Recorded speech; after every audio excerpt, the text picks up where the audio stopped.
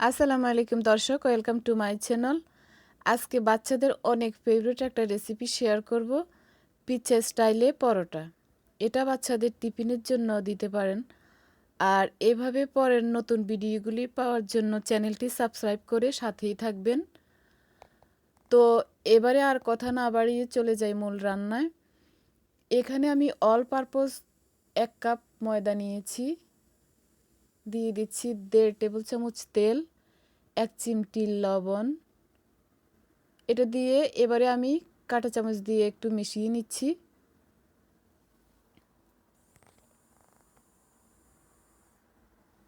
এবারে দিয়ে দিচ্ছি উষ্ণ গরম পানি। গরম পানি দেওয়ার কারণ হলো, না হলে পরোটাগুলি একটু শক্ত হয়ে যাবে। আর গরম পানিটা দিলেই পরোটা একটু সফট থাকবে, বাচ্চারা অনেক পছন্দ করবে। এবারে হাতে ডোটা আমি অল্প অল্প করে পানি দিচ্ছি আর মেখে নিচ্ছি। আর এই ডো মাখা হয়ে গেলেই আমি এটাকে ঢেকে আধা ঘন্টা রেখে দেব।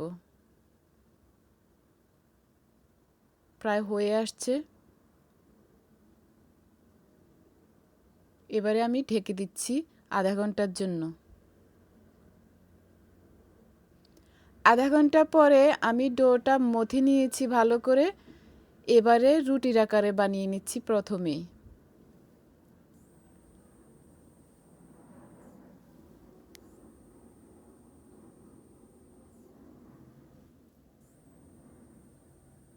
এবারে দিয়ে দিচ্ছি টমেটো পেস্ট। এখানে টমেটো পেস্ট ব্যবহার করতে হবে, টমেটোর সস ব্যবহার করা যাবে না, কারণ সেটা একটু লিকুইডই। সসটা দেওয়া হয়ে গেছে। এবারে দিয়ে দিচ্ছি চিজ। পরোটার আকারে ভাঁজ করে নিচ্ছি।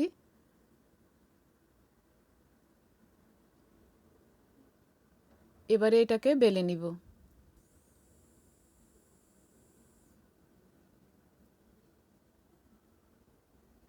হয়ে গেছে। আরেকটা পরোটা আমি আবারও বানিয়ে দেখাচ্ছি।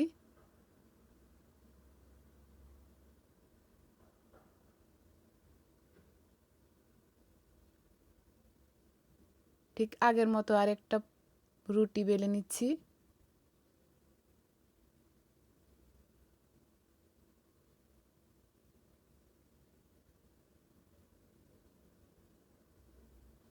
আবারও একটু টমেটো পেস্ট দিলাম।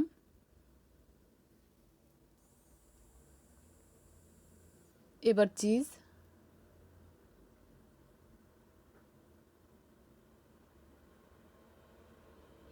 ভাঁজ করে নিয়ে বেলে নিচ্ছি।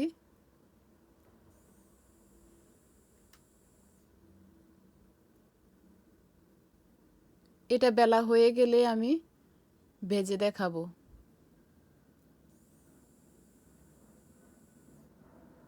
হয়ে গেছে।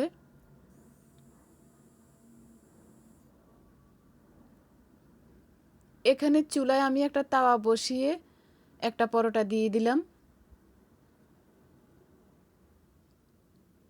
পরোটাটা আমি এপিঠ ও পিঠ করে সেঁকে নিব। এরপর একটু তেল দিয়ে দিব।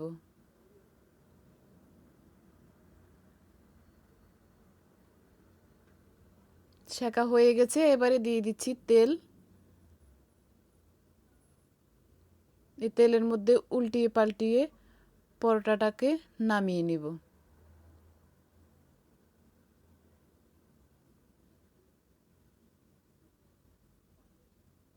এটা হয়ে গেছে। এবারে আরেকটা পরোটা দিয়ে দিচ্ছি। এটাও ঠিক সে আগের মতো এপিঠ ওপিঠ হয়ে গেলেই একটু তেল দিয়ে সেঁকে নামিয়ে নিব।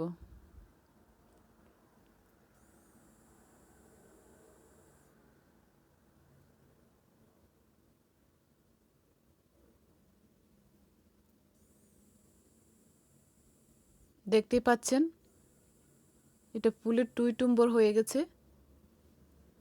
দর্শক, ভিডিওটি ভালো লাগলে সাবস্ক্রাইব করবেন, একটা লাইক এবং বেশি বেশি শেয়ার করবেন। সবাই ভালো থাকবেন। পরের ভিডিও দেখার জন্য আমন্ত্রণ রইল। আল্লাহ হাফেজ।